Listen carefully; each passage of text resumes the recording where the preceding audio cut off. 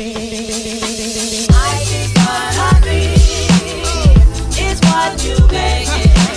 guys, welcome back to my channel. So as most of you know by now, I am expecting.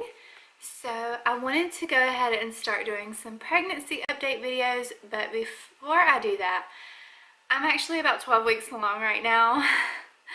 I've been so sick. This is not a 12-week pregnancy update. This is actually one of my first videos, how I knew I was pregnant. So I'm going to get into that before I forget all the details. Just been so sick that I just have not filmed any pregnancy updates or pregnancy videos because I've been so sick, and not like flu sick, but just morning sickness all day. So yeah, I want to go ahead and film this before I forget everything.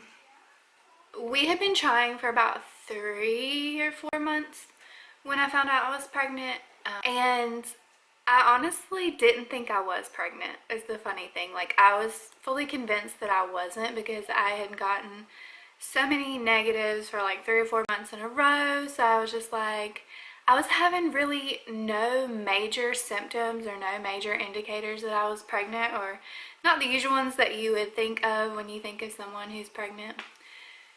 So let me tell you the very few symptoms that I did have that told me that I was pregnant. So the main one was I had been testing from 8 DPO to 12 DPO, and I got a positive on 12 DPO, I believe, or 12 or 13 DPO. And I was fully convinced that I was not pregnant because I had been getting negatives the whole time up until 13 DPO. So the morning that I got a positive, I was not going to test that day because I was convinced I wasn't pregnant. But I rolled over and my nipples were so tingly. Like, they were so sensitive that it hurt when I rolled over.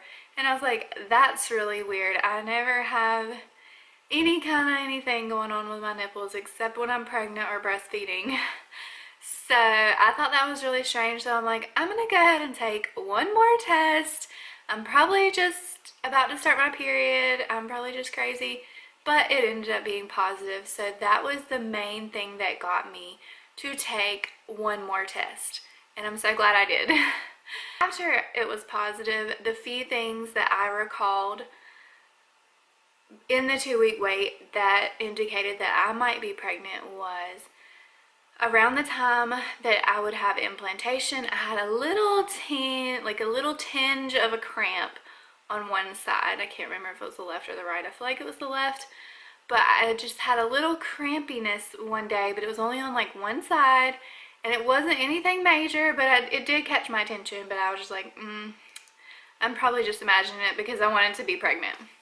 And another thing was, usually right before I get my period, which is around the time you test, is when I get breakouts all along my chin. And my skin was the clearest it had ever been, like when it was right before my period. Usually the week before my period, my skin goes crazy and I get pimples all in this area, just like hormonal pimples, and I had none, and I thought that was something to take note of. So if you're not having many symptoms, you could still be pregnant, because I had no other symptoms other than tingly nipples, which was just that one day. It wasn't the whole time or for multiple days. It was just that one day, and they have been sore and tingly ever since, and sensitive. So that is one of the main things, is my breasts have grown and they were sore for several weeks after I found out.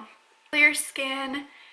And one other thing was, I fell asleep on the couch one day, and I used to take naps all the time before I had Reagan, but now that I have a 3-year-old, I really don't take many naps because she doesn't take naps anymore, and I don't like to sleep unless she's asleep, because you can't leave a 3-year-old unattended, especially her. She will get into everything she's not supposed to.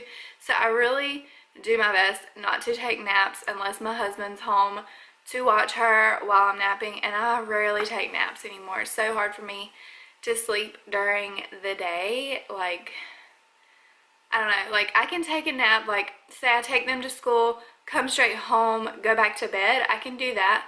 But like in the middle of the day, it's really hard for me to just lay down when I have stuff I need to get done. You know what I'm saying?